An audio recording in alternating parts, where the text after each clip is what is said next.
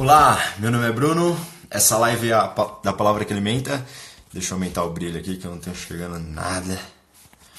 Seguinte, hoje a gente vai falar a respeito da carta aos Efésios. Vou passar aqui um breve resumo daquilo que nós falaremos, só deixa eu colocar o tema aqui, porque essa é uma live, tem pessoas entrando. Boa noite para vocês. Opa, já vejo o coraçõezinho subindo, gosto. Seguinte, gente, hoje a gente vai falar sobre carta aos Efésios. Se você está vendo aí no YouTube, pode ser que você não saiba do que está se tratando aqui. É o seguinte, nós temos todo domingo uma votação para decidir qual que é o tema da semana. E na semana nós escrevemos 5 posts a respeito daquele tema e no domingo à noite nós temos uma live para falar a respeito desse tema, para consolidar o assunto, talvez aprofundar um pouquinho melhor em algumas áreas, porque o texto, por mais enorme que ele possa ser, né, que eu possa aumentar ele, colocar ele nos comentários, nunca vai dar para fazer da mesma forma com que a gente faz aqui nas lives. Então, a ideia é que a gente tenha um momento um pouco mais pessoal aqui. Beleza? Então, basicamente, vamos falar de uma maneira geral, sobre a carta aos Efésios. E eu vou destacar aqui uma passagem específica de cada capítulo e falar um pouquinho sobre ela, de uma maneira objetiva. Beleza? Então vamos que vamos. Enquanto as pessoas estão entrando aí, a gente já vai conversando. Beleza? É o seguinte, carta aos Efésios. Vamos entender, primeiramente, o pano de fundo, o que está por trás daquele momento histórico que a carta foi escrita. A carta foi escrita por um homem que era um perseguidor da igreja. Paulo, que não antes era conhecido como Saulo, mas a palavra apresenta ele pela primeira vez ali no final de Atos capítulo 6, talvez no começo do capítulo 7, onde ele se mostra alguém completamente contrário ao cristianismo que estava surgindo ali. Para ele aquilo era uma seita, para ele era algo completamente fora da realidade de Deus. Ele olhava para a lei, olhava para o cristianismo e via que o cristianismo era uma blasfêmia contra Deus. Mas, na verdade, algo haveria de acontecer. Enquanto ele estava no caminho para uma cidade, onde ele haveria de perseguir os cristãos lá, ele encontra com o caminho, a verdade e a vida. Ele encontra-se com Jesus. Aquele que ele dizia que era morto, que era um blasfemo, que era um mentiroso. Né? Ele se encontra ali com Jesus e, a partir dali, ele se transforma em um servo de Cristo. Ele se converte na hora. E, a partir daquele momento, muito rapidamente, ele se torna um pregador do Evangelho. Ele começa a fazer a vontade de Deus ali por onde quer que ele passasse, e ele fazia viagens missionárias. E em uma dessas viagens missionárias, iniciou a igreja de Éfeso.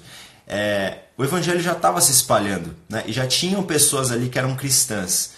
Tanto que quando o apóstolo Paulo vai para lá, em Atos 18, a palavra diz que ele deixa Priscila e Áquila lá em Éfeso, para que eles pudessem instruir melhor as pessoas que já estavam lá. E a partir dali, a igreja de Éfeso começou a crescer. Né? E essa igreja aqui que nós temos contato nessa carta. A igreja de Éfeso é relatada tanto em Atos, quanto na carta aos Efésios, quanto também na igreja... Aliás, a igreja de Éfeso é citada em Apocalipse, né, falando a respeito do que Jesus gostaria de passar para eles naquela época. E isso é importante porque a gente vê a importância, né? Isso é importante porque a gente vê a importância dessa carta. E entender aquilo que Paulo escreveu para os Efésios é importante porque é muito profunda essa carta.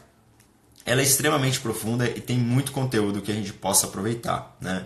Para a live não se estender muito, a gente vai pegar alguns textos aqui e falar um pouquinho a respeito deles. Uma coisa que é interessante é que Paulo foi preso, enquanto ele escreveu essa carta, ele estava preso. Ele estava em uma prisão domiciliar. Ele foi para Roma para que lá ele fosse julgado por César. Né? Os judeus não gostaram do fato de Paulo ter virado a casaca, então eles falaram, olha, esse cara aí, ele tá louco, ele tá maluco, vamos fazer o seguinte, ele tá falando sobre um rei dos reis e senhor dos senhores aí, vamos falar diante do tribunal que ele está falando que existe um rei acima de César. Então, julgaram Paulo ali na frente daquele tribunal. Paulo não voltou atrás em tudo aquilo que ele disse e ele falou, olha, já que vocês estão dizendo que eu estou falando que existe um rei acima de César, eu quero ser julgado pelo próprio César. Tá? Eu estou explicando de uma maneira mais prática aqui. E a partir disso ele foi ser preso em Roma. Lá em Roma ele começou a escrever cartas para as igrejas. Ele recebia visitas, tanto visitas quanto visitas que traziam cartas, né? E ele ficava sabendo do histórico ali, do que estava acontecendo nos últimos dias na igreja. E Wagner, aguenta firme aí. Escuta essa live e vamos aprender com o que o Senhor quer falar na sua vida, tá certo? Talvez Deus tenha algo para você e essa mentalidade, essa situação, essa circunstância que te acomete pode mudar a partir desse momento. Tenha paciência e confie que o Senhor pode falar algo ao teu coração. Amém? Então vamos seguindo. E uma coisa que acontece é que nessas indas e vindas de cartas e informações, ele escreve uma carta aos Efésios. Uma coisa que é interessante é que, por exemplo, lá no capítulo 6, o apóstolo Paulo fala sobre algo muito conhecido entre nós, que é a armadura de Deus, né? Revestivos de toda a armadura de Deus e tananã, tananã, tananã. E aí a gente sabe que tem se vestir os lombos com a verdade, a couraça da justiça, o capacete da salvação, as sandálias do evangelho, a espada do espírito, o escudo da fé. A gente sabe que existe essa armadura, né? E eu acho que é interessante, uma coisa que a gente pode tirar daí é que quando nós se convertemos, quando nós conhecemos Jesus e quando nós nos tornamos moradas do Espírito Santo, a gente passa a ver Jesus onde a gente não via antes. Talvez Paulo olhasse pela janela daquela prisão domiciliar e ele visse guardas passando. Talvez, se ele fosse até a porta da casa dele, teria ali um guarda guardando aquela casa, impedindo que ele saísse. Então, ele viu naquelas pessoas que, na verdade, estavam protegendo ele da liberdade, uma lição do reino de Deus, uma revelação daquilo que ele poderia escrever para uma igreja, né? Então, seja morada de Deus, busque essa graça através da fé em Cristo, porque certamente Ele vai fazer com que você seja fortalecido na sua relação com Ele no dia a dia, né? Onde quer que você esteja. Então, esse é um ponto importante.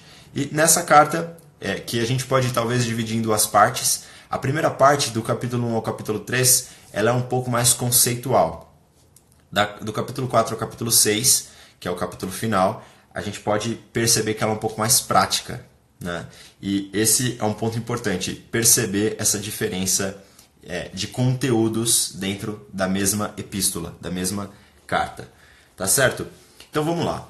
Vamos à primeira passagem que fica no capítulo 1. Os versículos 3 e 4 dizem o seguinte: Bendito seja o Deus e Pai de nosso Senhor Jesus Cristo, o qual nos abençoou com todas as bênçãos espirituais nas regiões celestiais em Cristo.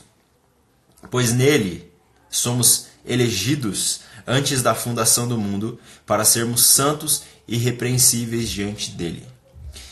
Essa carta está dizendo que nós fomos abençoados com todas as bênçãos espirituais nas regiões celestiais em Cristo Jesus. E que nós fomos escolhidos por Deus para estarmos nele, para sermos santos e irrepreensíveis em Cristo antes da fundação do mundo. Essa carta e essa passagem especificamente, ela é poderosa e importante para a gente perceber algumas coisas. Primeiro, existem bênçãos espirituais que a gente quer alcançar quando na verdade a gente quer fazer por merecer, quando na verdade já é nossa. A palavra diz que o qual nos abençoou com todas as bênçãos espirituais nas regiões celestiais. O verbo abençoou está no passado. A gente já foi abençoado. As bênçãos espirituais já estão em Cristo em nosso nome. Só que às vezes a gente quer fazer por merecer alguma coisa que já é nossa. Então saiba de uma coisa, existem situações que vão se resolver na sua vida não quando você fizer por merecer, porque a gente não merece nada de Deus. Ah, mas eu tomo a minha cervejinha no fim de semana, mas eu não vou para a igreja, mas isso e aquilo. Isso não é uma limitação para você ir até Jesus. E saiba de uma coisa, aquilo que nós temos em Jesus, nada vem do nosso merecimento. Nada, tá? Eu fui muito cativo desse tipo de pensamento, porque é isso que me afastava de Deus. Eu achava que, por eu não merecer ir a Deus, eu falava, eu tenho um relacionamento que não tem nada a ver com a vontade de Deus, eu faço isso, eu faço aquilo, eu não visto calça todos os dias que nem os crentes, então eu não posso ir a Deus, eu não posso conversar com Deus, porque, olha, a verdade é que eu não mereço tanto quanto eles merecem, mas a verdade é que nem eu e nem você merecemos nada, tanto quanto alguém que não conhece Jesus ainda. A gente não merece nada. E a verdade é que nós só somos abençoados em Cristo Jesus por causa de Cristo Jesus e não por causa de nós. E essas bênçãos que já estão preparadas para nós, elas já estão em Jesus. Então é pelo relacionamento com Cristo que nós temos acesso a isso. Por exemplo, olha só. Existe uma realidade que a palavra diz que a gente expulsaria demônios, oraria por enfermos e eles seriam curados. Quando se trata de uma pessoa endemoniada, ninguém coloca a mão e ora falando o seguinte: olha, demônio, talvez se você quiser sair, talvez se for da vontade de Deus, você saia. Ninguém ora assim. E você pode dizer: nossa, é patético, né? Você tem que mandar ele sair. Mas só que quando se trata, por exemplo, de uma doença, a gente ora dizendo: olha, Senhor, talvez, se o Senhor quiser, o Senhor pode curar essa pessoa, se for da tua vontade. Se a gente fala assim com o demônio, por que a gente não fala assim com a doença também? A doença, ela teve fim. A palavra diz em Isaías 53 que que Deus tomou sobre si, que Jesus tomou sobre si as nossas dores e enfermidades. Tudo aquilo que o pecado trouxe por enfermidade para nós, Jesus tomou sobre ele na cruz. Eu não estou dizendo que a gente não vai ficar doente mais. Estou dizendo que você não tem que ir mais no médico, que você não tem que tomar mais remédio. Mas quando se trata de colocar a fé em prática, coloque a fé em prática com ousadia, porque tudo já é nosso em Jesus. Se você está caminhando em obediência a Deus, se você está confiado no fato que Jesus é o teu Senhor e teu Salvador, certamente você já tem acesso a isso. E isso vai fazer de você uma pessoa que vai caminhar pela fé, de maneira que você vai perceber que você não merece, mas isso não é problema para você não ter aquilo que você precisa em Jesus. Jesus, nele, ele é a resposta para toda necessidade que nós temos. Toda necessidade. E não se trata da tua perfeição. Você foi escolhido em Deus antes da fundação do mundo. Antes de céus e terras existirem, Ele escolheu você. E independente do que você tenha vivido até hoje, a verdade é que quando você percebe que não é sobre o teu merecimento, é sobre Jesus, e que Ele escolheu você antes que você fosse capaz de acertar ou de errar, você pode perceber que Deus sabia do preço que Ele haveria de pagar por amar você. Você pode estar se perguntando: o que eu estou fazendo na minha vida? Eu estou fazendo tudo errado, eu estou numa situação difícil, parece que eu estou desenvolvendo uma depressão, parece que ninguém me ama, parece que eu não tenho sentido nessa vida, eu não tenho propósito. E talvez esse tipo de pensamento esteja te afastando de viver aquilo que você já tem em Deus. E Deus, olha só, Deus é o Criador de todas as coisas. Ele é Rei dos reis e Senhor dos senhores. Não existe ninguém acima dele. E esse alguém que está sobre todas as coisas ama você e ama a mim e ama nós. E por meio do Filho dele, por meio do sangue dele, nós recebemos tudo aquilo que precisamos. Então saiba de uma coisa: você já tem tudo que você precisa em Jesus. Talvez você esteja não desfrutando de tudo isso por ainda não ter entendido e passado a desfrutar da graça que você já tem nele.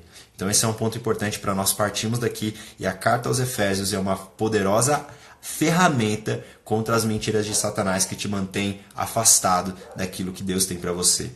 Amém? Glória a Deus. Olha só, capítulo 2 tem uma passagem muito conhecida que eu tenho certeza que algum de vocês já conhecem, né?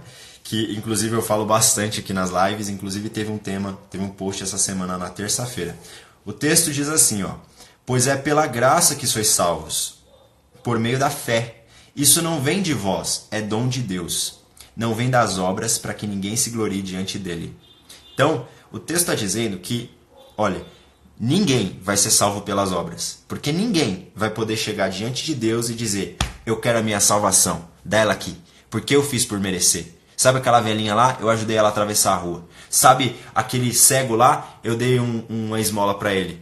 Sabe aquele mendigo? Eu fui lá naquele bar lá e eu comprei uma marmita para ele. Eu vivi uma vida inteira dando cesta básica para quem precisava.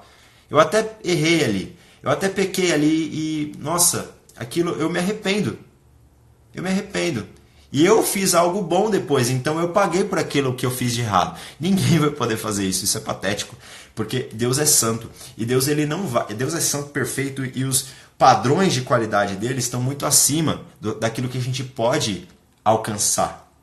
Por isso Jesus veio, e a palavra diz em Romanos capítulo 8 que Jesus cumpriu as justas exigências da lei. Então a lei era muito exigente, tanto que nenhum de nós poderia cumprir. Mas Jesus cumpriu e hoje é pela graça, por meio da fé, e não vem de nós, é dom de Deus. Eu vou repetir isso aqui durante a minha vida inteira, porque a religiosidade prega que você tem que fazer por merecer. E não é que você não tem que dar o seu melhor. Não é que você não tem que fazer o que você tem que fazer e renunciar a todas as coisas que não tem a ver com a vontade de Deus para você. É óbvio que você precisa fazer isso. Mas isso não gera salvação.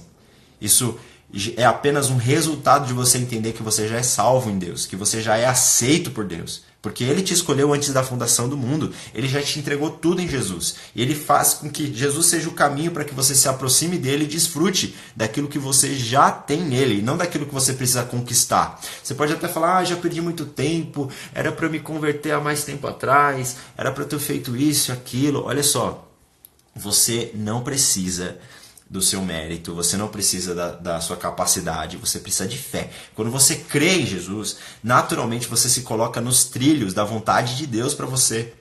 Então, não ache que você não tem mais jeito, não ache que você não vai ser salvo.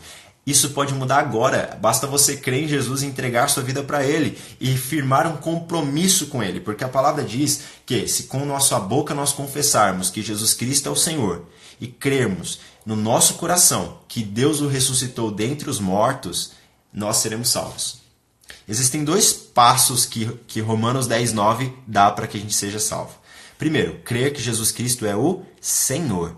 Não é crer que Jesus é o Salvador, mas sim o Senhor. Eu fiquei me perguntando, por que Senhor e não Salvador? Se é pelo fato de que Ele vai nos salvar, né? Se com tua boca creres que Jesus Cristo é o Senhor e crer que Deus o ressuscitou dentre os mortos, será salvo. Então por que não chamá-lo de Salvador e sim de Senhor? Pelo simples fato de que se você olhar para Ele como um mero Salvador, talvez você chegue até o final da sua vida e lá você pense em Jesus. Mas quando você reconhece Ele como Senhor, você passa a entregar a sua vida, os seus dias, ao senhorio de Cristo.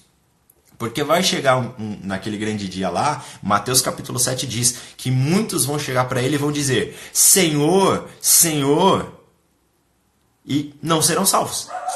Por quê? Porque não viveram debaixo do senhorio de Cristo. Então, Jesus vai virar para essas pessoas e dizer, apartai-vos de mim, porque eu não vos conheço. Eu nunca fui senhor da vida de vocês, porque vocês nunca entregaram a vida de vocês para o meu senhorio. Então, você tem a possibilidade de, nessa hora, rever os seus conceitos, rever os caminhos que você tem seguido e passar a alinhar-se à graça de Deus. E a graça de Deus não depende do seu merecimento, mas quando você entra nesse caminho de graça, naturalmente você passa a ser alguém que faz por merecer, compreende?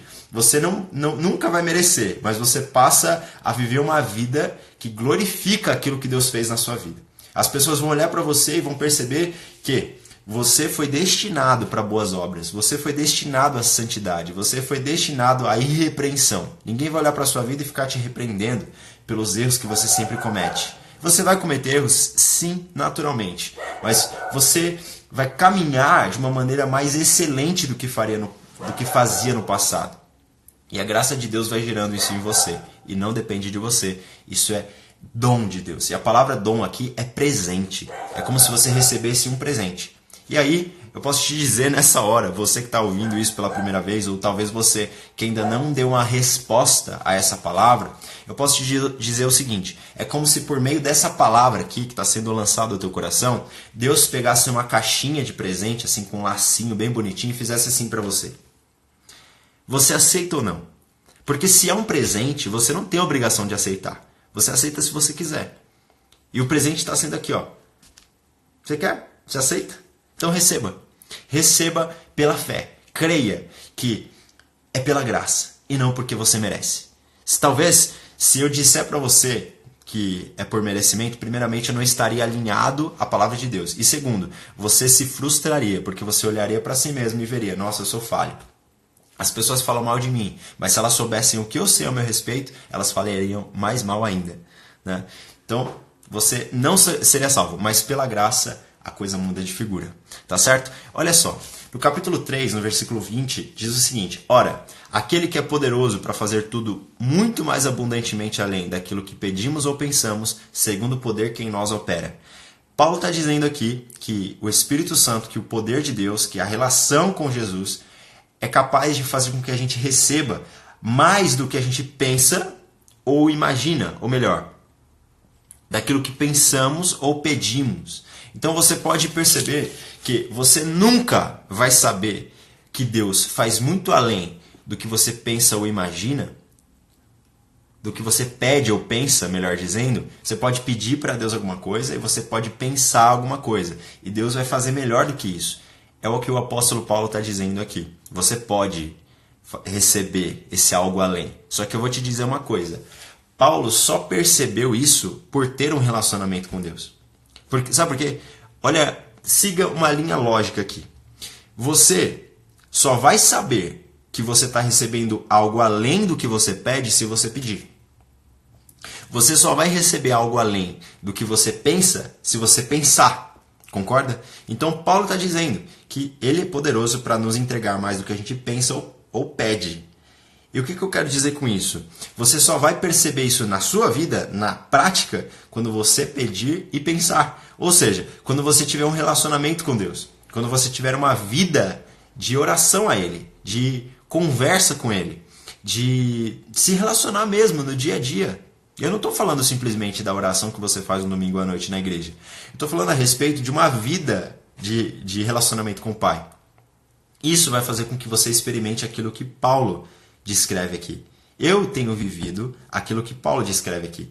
Deus, de fato, é poderoso para fazer muito, muito, muito além do que eu peço ou do que eu penso. Pode ter certeza. E eu tenho certeza que Ele vai fazer muito mais além, mais para frente. O futuro é brilhante. Em João capítulo 2, falaram, olha, você guardou o melhor vinho para o final da festa. E eu tenho certeza que é isso que Deus tem para mim e para você. Ele tem algo muito superior ao que a gente pensa ou imagina no futuro. A gente pode até viver algo maravilhoso hoje, mas muito mais na frente a gente vai viver algo muito mais superior. Muito superior, na verdade, né? Então, creia nisso. Viva a partir disso e certamente você também vai experimentar isso. Então, abra mão de tudo aquilo que faz você viver uma vida medíocre. Medíocre na média, né? Não estou falando nem de uma vida para baixo, nem de uma vida abaixo da média, não. Tudo aquilo que te mantém na média, porque isso já é um problema. Você não foi chamado para ser um mediano, tá certo? Você tem um potencial dentro de você para você ser muito mais que isso. Mas talvez você tenha aceitado as mentiras que foram lançadas contra você. Aquilo que você mesmo pensa a teu respeito. Isso pode fazer com que você viva uma vida muito abaixo daquilo que você, de fato, precisa, tá bom? Precisa viver, você precisa viver algo além. E Deus pode oferecer isso para você, tá bom? Sim, Angélica, sim. Pode chamar. Capítulo 4. Olha só, queria destacar aqui dos versículos 11 ao 13. O texto diz assim, ó. Ele mesmo deu uns para apóstolos, outros para profetas, outros para evangelistas e outros para pastores e doutores, tendo em vista o aperfeiçoamento dos santos para o desempenho do ministério, para a edificação do corpo de Cristo, até que todos cheguemos à unidade da fé, do pleno conhecimento do Filho de Deus, à perfeita varonilidade, à medida da estatura da plenitude de Cristo. Esse texto está dizendo que Deus escolheu um para serem pastores, outros para serem apóstolos, outros para serem doutores, outros para serem, enfim, evangelistas e assim por diante. Quando o texto está dizendo isso, naturalmente a gente entende o seguinte. Ele está dizendo que Deus chamou pessoas para funções diferentes, entregou habilidades diferentes para essas pessoas, para que elas juntas possam edificar o corpo de Cristo. Para que o corpo de Cristo possa receber aquilo que elas têm a oferecer, de maneira que eles cresçam até que cheguem à estatura da fé, da perfeita varonilidade de Jesus Cristo. Ou seja, é como se Jesus fosse, ou ele é de fato, né? Como que se o texto mostrasse Jesus sendo a estatura perfeita do varão, ou seja, um homem ao qual nós temos que seguir o exemplo, e nós só chegaremos a essa estatura, ao pleno conhecimento, ou seja, ao conhecimento total desse homem perfeito que é Jesus Cristo, unidos.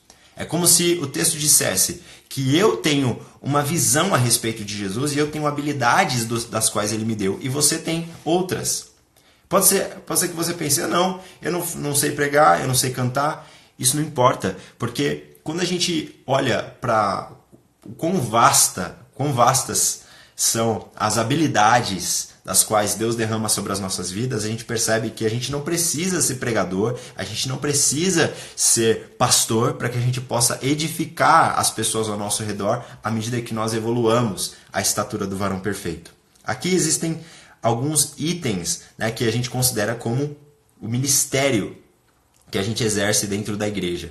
Mas saiba que aquilo que Deus derrama sobre as nossas vidas não se limita a essa lista. Paulo está sendo específico aqui, falando para uma igreja que precisava entender que eles unidos, somente unidos, chegariam àquilo que Deus chamou eles para viver. Mas eu quero dizer para você que talvez você seja a pessoa criativa do meio, em meio às pessoas que você vive. Talvez você seja a pessoa que anima o ambiente. Talvez você seja a pessoa que influencia. Talvez você seja a pessoa que coordena, que faz com que todo mundo se acalme. Talvez você seja a pessoa aconselhadora, aquela pessoa mais ponderada, mais sensata. Ou não, talvez você seja a pessoa que agita as coisas. Percebe? Cada pessoa tem um tipo de perfil. E muitos desses perfis estão alinhados, de fato, com aquilo que você foi chamado para fazer. E não quer dizer que necessariamente você tenha que pregar o evangelho com terno e gravata e tendo aqui um microfone na mão e tendo um diploma de teologia pendurado na sua parede. Não, você foi chamado para pregar o evangelho porque isso é uma função que todo cristão tem. Você foi chamado para pregar o evangelho, só que alguns pregarão com o microfone na mão, outros pregarão com a própria vida, no dia a dia, sabe? Porque eu acho incrível, é muito mais profundo, muitas vezes, quando eu falo com uma pessoa que está sentada do meu lado no ônibus, do que quando eu estou falando em cima de um púlpito, né? Então, assim, às vezes acontece de Deus, não que em cima do púlpito não seja profundo, não que não toque de cima do púlpito, mas aquele toque individual que você tem numa terça-feira às 6 horas da tarde, quando a pessoa não está esperando uma palavra de Jesus para ela, uma palavra a respeito do evangelho, é muito superior, sabe? É muito mais profundo, é muito mais personalizado. E eu tenho certeza que você pode ser esse instrumento, que chega com naturalidade e com a sua vida, com a luz que a sua vida brilha, a pessoa vai olhar para você e ter uma curiosidade de conhecer o Senhor com quem você caminha, a quem você serve. Pode ter certeza disso. Então, esse texto apresenta a importância de nós servirmos, porque existe algo em nós que Deus preparou em nós para o outro, e existe algo no outro que é importante e que Deus chamou a gente para praticar, que vai ser bom para a gente e que a gente precisa, tá certo? Eu, por exemplo, eu vou citar o meu exemplo. Eu posso dizer que talvez eu seja aquela pessoa ponderada, aquela pessoa do conselho, aquela pessoa mais sensata, aquela pessoa que não se desespera, sabe? Que enxerga, que observa bastante. Mas eu, por exemplo, não sou aquela pessoa extremamente extrovertida, aquela pessoa que chega e anima o ambiente. Não, eu sou sossegado, sou tranquilo, sabe? Então eu preciso muitas vezes para fazer determinadas tarefas de alguém que tenha esse perfil, né? E não que, sabe, você tá me compreendendo? Eu espero que sim. E a mesma coisa no reino de Deus, existem pessoas que vão ser profundas na palavra, existem outras que vão botar fogo no lugar, existem pessoas que vão sair falando com todo mundo nas ruas, existem pessoas que vão aconselhar de maneira profunda ali, naquela salinha, conversando individualmente, compreende? Então, juntos, nós chegaremos àquilo que Jesus nos chamou para viver. A gente pode até ser o melhor sozinhos, individualmente, mas a gente nunca vai chegar ao nível mais profundo se a gente não se unir em serviço. Então, família e serviço é importante. Uma família espiritual ao qual nós podemos contar para que a gente evolua, para que a gente cresça, mas também a gente precisa entender que a gente não foi chamado só para ser servido por essa família, mas nós também fomos chamados para servir, tá bem? Olha só, eu vou para um tema aqui específico do capítulo 5 agora, que fica no versículo 25. Teve um texto essa semana a respeito do tema. Maridos, amai vossa mulher, como também Cristo amou a igreja e a si mesmo se entregou por ela. O texto que está dizendo que o marido tem que amar a esposa como Jesus amou a igreja. Um desafio que foi colocado ali no post foi o seguinte: você sabe o que Jesus fez pela igreja? Você tem consciência profunda do que Jesus fez pela igreja? Se não, eu convido você, que é homem, a pegar esse textinho aqui, ó, essa biblinha aqui, dá uma lida nela e tenta entender O que Jesus fez pela igreja? Olha só, eu vou dar só um tema, um resumo do que Jesus fez pela igreja. Ele deu a vida pela igreja. Ele deu o melhor que ele tinha. Ele fez aquilo de mais profundo que alguém poderia fazer. Dar a vida. Ele se entregou. Ele colocou toda a sua energia. Ele fez tudo o que ele podia para que a igreja fosse a igreja de Cristo. Aquela igreja que vai ser santificada, que vai ser glorificada nos céus. Quando o texto está dizendo, maridos, amai vossa esposa como Cristo amou a igreja, ele está dizendo, não é a respeito de você sair amando qualquer pessoa. Não é a respeito de você sair abraçando qualquer pessoa. Não é a respeito de você sair achando que as coisas não têm uma consequência. Não, você tem uma esposa. E aquela esposa você tem que amar como Jesus amou. Você tem que se entregar por ela como Jesus se entregou. Você tem que fazer com que os seus esforços se voltem para ela. É o que o texto está dizendo. Então, uma coisa que me incomoda, que eu busco ajudar muitas pessoas aqui na Palavra que Alimenta, é que existem muitas mulheres machucadas por causa de meninos, por causa de pessoas que ainda não entenderam o valor que é ser homem, conforme a palavra apresenta. Porque olha só, a gente é homem como Jesus é homem. A gente pode ser pai como Deus é pai. As mulheres não têm essa bênção. Desculpa aí, mulheres, vocês não podem ser pai como Deus é pai, como nós podemos ser. É uma bênção que nós podemos ter, só que tem muito moleque por aí que não entende a importância de fato ser um homem responsável pelas suas ações. E se você decidiu se casar, você precisa entender que você precisa amar sua esposa como Jesus amou a igreja. E se entregou a si mesmo por ela. Ele morreu por ela. Ele fez tudo aquilo que podia. Sabe? Ele se entregou. Eu não estou falando isso aqui para puxar saco das mulheres. Eu estou falando isso aqui porque é o texto que está dizendo. E o texto está dizendo que eu e você precisamos ser responsáveis pelas nossas ações. Então vamos parar de ser moleque.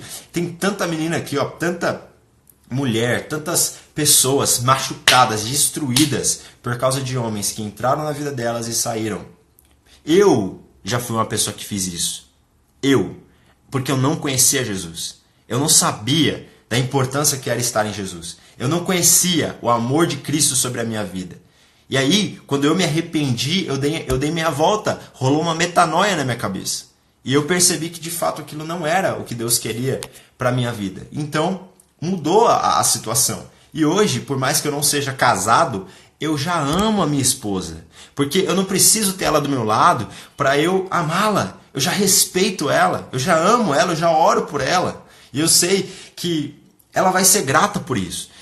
Quando eu olho para Jesus e eu faço algo para Jesus, eu faço em gratidão, sabe? Eu não faço por medo de Jesus. Quem tem intimidade com Jesus não caminha por medo, caminha por gratidão, por perceber tudo aquilo que Ele fez por nós. Porque Ele nos amou antes que nós pudéssemos amá-lo. Ele nos amou primeiro. Ele nos perdoou primeiro. Ele cuidou de nós primeiro, antes de nós estarmos nele. E é isso que eu estou fazendo com a minha esposa. Eu estou tentando retribuir para ela aquilo que Jesus fez para mim. Eu estou amando ela antes mesmo dela me amar. Talvez, não sei, né? Eu não conheço ela ainda. Eu não estou com ela ainda, né?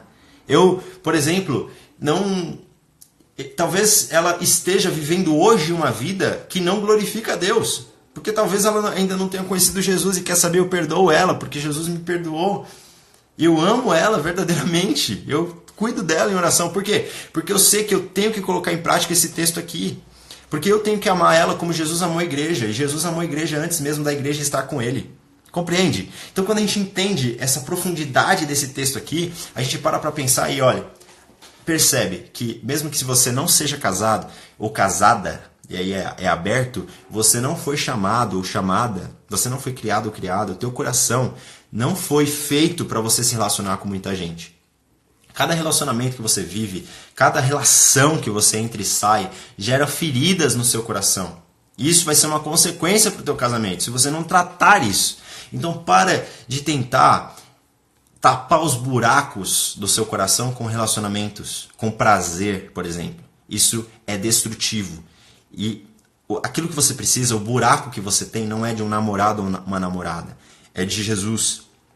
E esse buraco ele nunca vai ser tapado com nenhum relacionamento. E você vai até se relacionar com alguém, mas você vai colocar uma expectativa nessa pessoa que ela não pode suprir. Por isso eu sou feliz em Jesus, e a mulher que eu vou me casar não vai vir para tampar o buraco. Ela vai vir para complementar aquilo que já está preenchido. E eu não vou olhar para ela como um saco de pancada emocional, para derramar sobre ela aquilo que fizeram comigo no passado. Eu vou olhar para ela como alguém que de fato deve ser amada, como Jesus amou a igreja. Compreende como em Jesus a gente caminha em mais profundidade, em mais amor, com mais responsabilidade. Isso não tem a ver com o fato de nós seremos perfeitos, mas tem a ver com o fato de nós estarmos buscando o aperfeiçoamento com aquele que é perfeito. E isso muda a coisa completamente de figura. Tá certo? Eu vou caminhar para Efésios capítulo 6.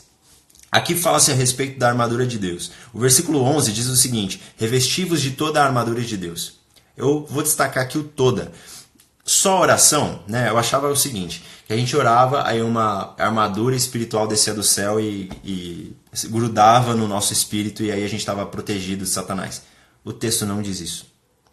E eu olhei e falei, ué, eu achava que era isso. E não é isso. Quando eu conheci Jesus e tive contato com esse texto, eu percebi que a oração é apenas um item, apenas uma das coisas que deve ser feita. E a gente tem que entender que cada item ele tem a sua importância e a gente coloca em prática cada item de uma maneira diferente. Então, se você olhar de uma maneira superficial, você vai dizer, Senhor, dá essa armadura para mim. Mas não é só isso, não é só orar, é pôr em prática, é tomar consciência, é aprofundar-se, é entender, sabe? É muito mais profundo que simplesmente você fazer uma oração e achar que uma armadura espiritual vai descer sobre os seus ombros, sobre o seu peito e sobre a sua cabeça, por exemplo.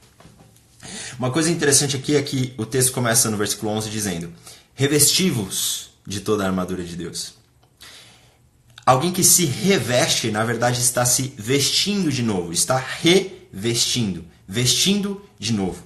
Ninguém que veste a armadura de Deus, veste ela simplesmente em cima do corpo. Quando um soldado ia vestir sua armadura, ele colocava uma roupa por baixo. Imagina aquele ferro, aquele peso diretamente na pele. Era talvez desconfortável, então eles se vestiam e depois se revestiam com a armadura. A gente pode entender dentro desse contexto aqui que ninguém se reveste da armadura de Deus sem antes se vestir de Cristo. Então não ache você que está de fora do Evangelho achando que um dia você vai se arrepender, um dia você vai se entregar para Jesus, mas por enquanto você só quer armadura para você se proteger contra as astutas ciladas do diabo. Sabe que esse caminho não existe. Primeiro você se sujeita a Deus, depois você se resiste ao diabo. As etapas que são determinadas na palavra, elas não podem sofrer alterações. O texto determina e a gente segue, não é a gente que determina como o texto funciona. Por isso que é importante interpretar a palavra como ela deve ser interpretada e não como a gente quer. Então a minha opinião a respeito do texto não importa e não tem peso nenhum se não é uma opinião alinhada ao que o texto diz. E o texto está dizendo que a gente tem que se revestir de toda a armadura de Deus. E o apóstolo Paulo estava falando como igreja. Ele não estava pregando para ímpios aqui, para pessoas que não conheciam Jesus. Ele estava pregando para crente. Então, se você é cristão, se você está vestido de Cristo, se o sangue de Jesus te purificou de quem você é e te vestiu de quem Ele é, você está preparado para receber essa armadura aqui. Se não, entregue-se a Jesus, se dê a Ele e dê esse passo importante para a sua vida, porque a sua vida vai começar a partir desse passo. E a graça de Deus vai ser algo que vai fluir sobre a sua vida. Você não vai caminhar sobre o teu merecimento, você vai caminhar sobre o merecimento de Cristo. Você não vai caminhar sobre uma herança que você possa conquistar, mas uma herança que Jesus conquistou e te coloca debaixo dela para você usufruir por amor ao nome dele e não à tua perfeição. Por amor do meu nome apago as tuas transgressões e dos teus pecados eu não me lembro. Esse texto está lá em Isaías 43, 25 e se aplica naturalmente para os dias atuais. Você é alguém que não merece, mas por amor do nome do próprio Deus, Ele apaga as tuas transgressões. Como Ele faz isso? Pelo sangue do Filho dele. E quando você é lavado pelo sangue de Cristo, Ele olha para você nas lentes vermelhas do sangue de Jesus. Compreende? Ele olha para você e vê alguém, não só alguém falho, mas alguém falho pelo qual o Filho dele morreu. E agora tem um favor imerecido que Ele tem para o Filho dele, para você. Então, dê esse primeiro passo. Então a armadura de Deus vai ser algo que você vai poder usufruir, né? Uma coisa interessante é que no versículo 10 ele começa assim: No demais, irmãos meus, fortalecei-vos no Senhor e na força do seu poder.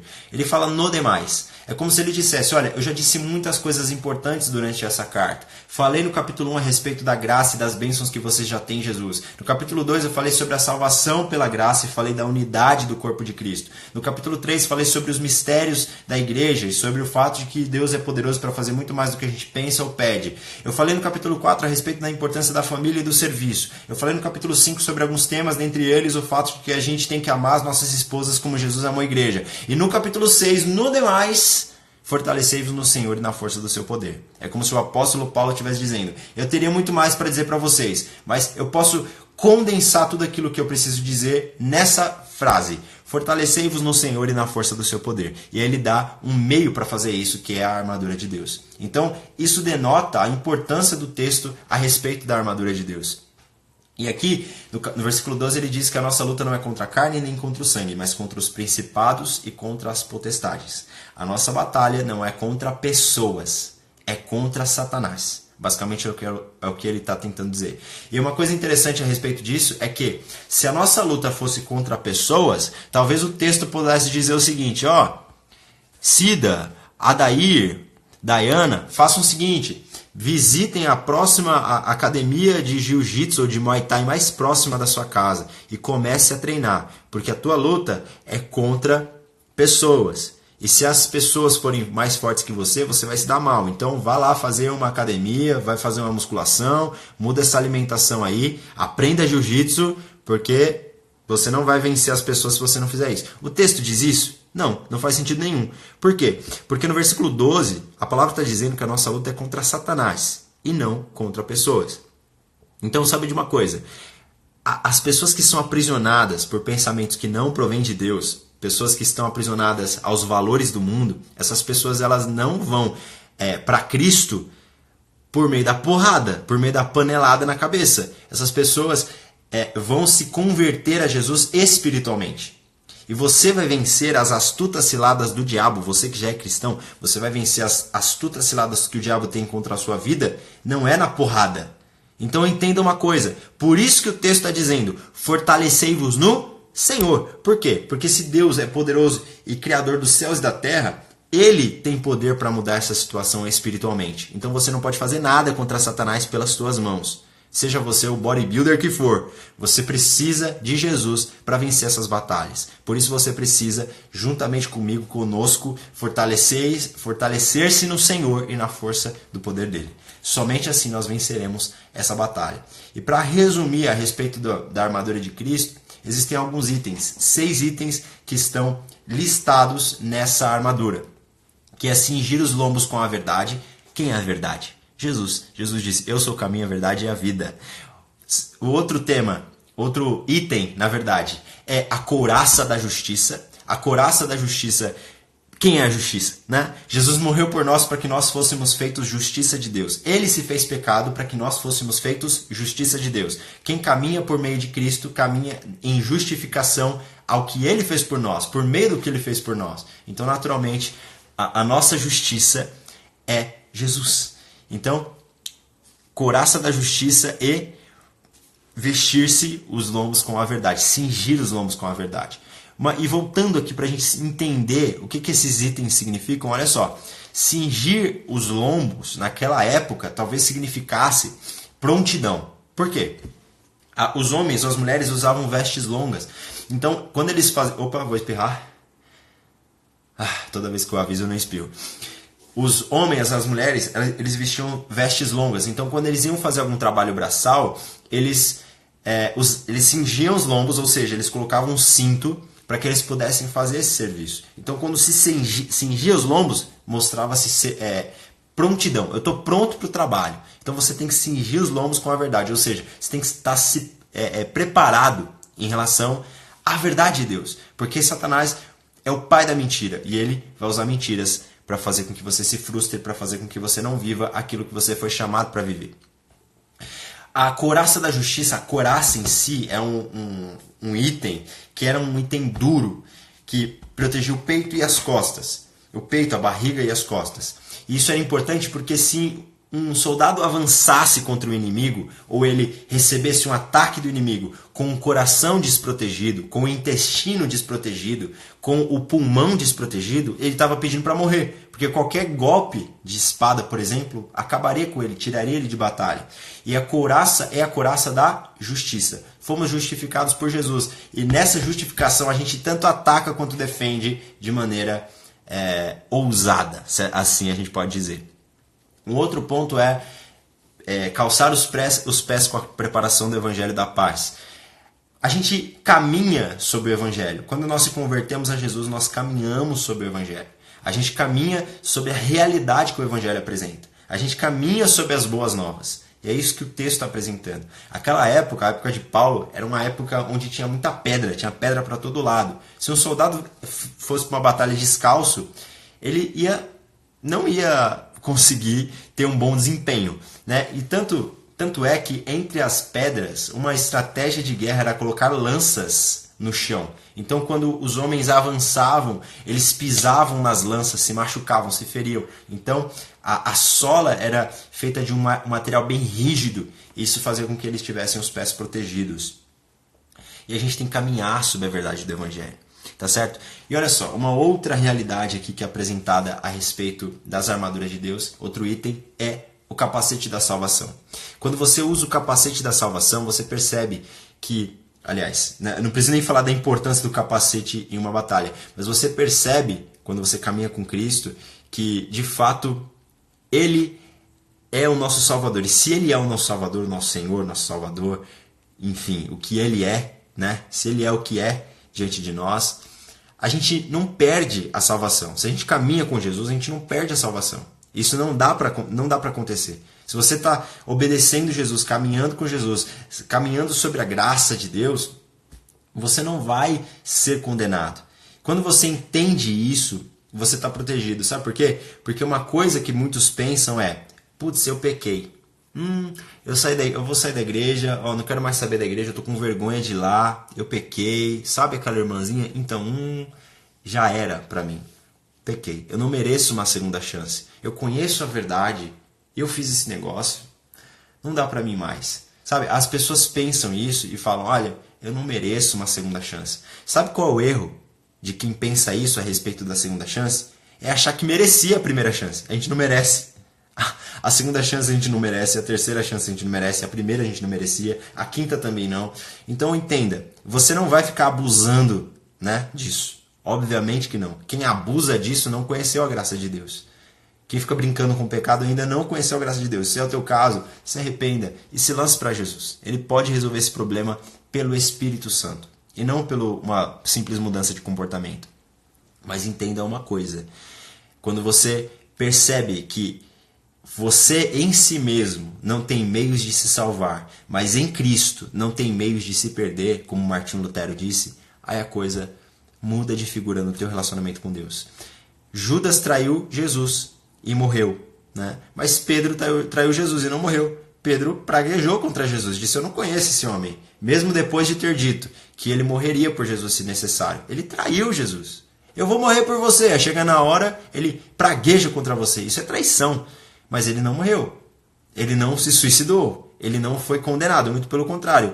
Pedro foi um grande líder da igreja do primeiro século, foi um grande pregador do evangelho, foi um ganhador de almas para Jesus. E ninguém reconhece Pedro hoje como o cara que traiu Jesus, porque Judas tem esse título. Mas ele é reconhecido como um homem que era inconstante, que tinha os seus defeitos, mas que foi uma peça importantíssima no plano de Deus para a igreja do primeiro século.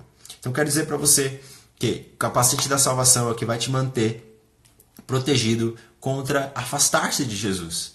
Reconheça isso, e a graça de Deus é a resposta para o legalismo que te impede de entender que não é a respeito de você, é a respeito de Cristo. Tá certo? Um outro item é tomar... Olha só, eu vou seguir a sequência aqui. O outro item é o escudo da fé.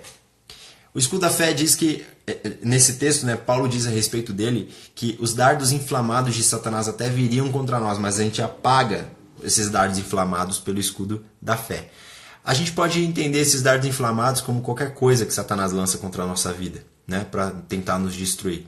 Muitas vezes ele lança fofocas, muitas vezes ele lança mentiras. E você, sem conhecer Jesus, o que você faz? Você ricocheteia esses dardos. O dardo está vindo contra você, você joga na vida de fulano, como uma batata quente. Mas quando você conhece Jesus, a coisa muda de figura. A fofoca vem até você, mas o escudo da fé faz com que ela se apague. Acabe em você. A mentira é lançada contra você. Ao invés de espalhar a mentira para fulano, para ciclano, para contar no WhatsApp, para colocar no Face, ela morre em você. Aquilo que Satanás lança contra a tua vida não tem mais força, ela cai por terra. E basicamente é isso que o escudo da fé faz. Quando a gente olha para o autor e consumador da nossa fé, aí a coisa muda de figura. A gente percebe que não é a respeito da nossa força, não é a respeito mais de sair compartilhando tudo aquilo de ruim que acontece, não. É a respeito de você vencer pela fé em Cristo Jesus. E aqui também se fala a respeito da espada do Espírito, que é a palavra de Deus. É bem verdade que a palavra de Deus, a espada, é o único item dentre os 6 que é um item de ataque, para atacar. Né? E muita gente acha, como a gente disse recentemente aqui, que a palavra de Deus é algo que Satanás tema. Satanás não teme a palavra não, gente.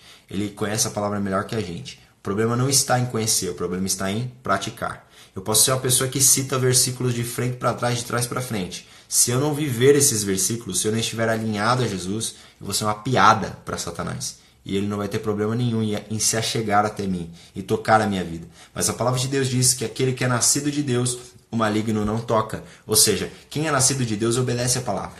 Então Satanás não tem medo da Bíblia. Satanás tem medo do efeito que a Bíblia causa em você.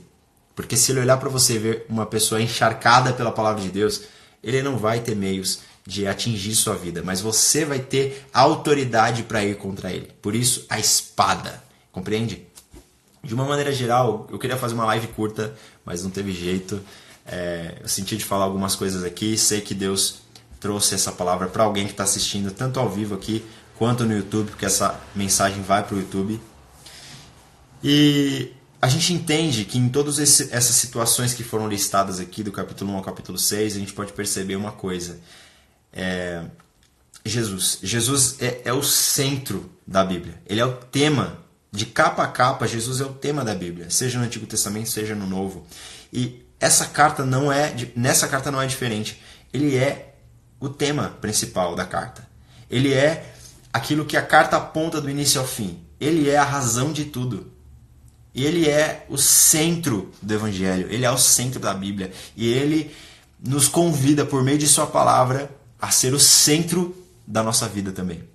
Que a gente coloque Jesus no mais alto trono da nossa vida. Porque se a gente rende adoração a alguém, ou até mesmo a Deus, e Jesus não está nesse trono mais alto da nossa vida, a nossa adoração é idolatria, como disse Gabriel Cantarino.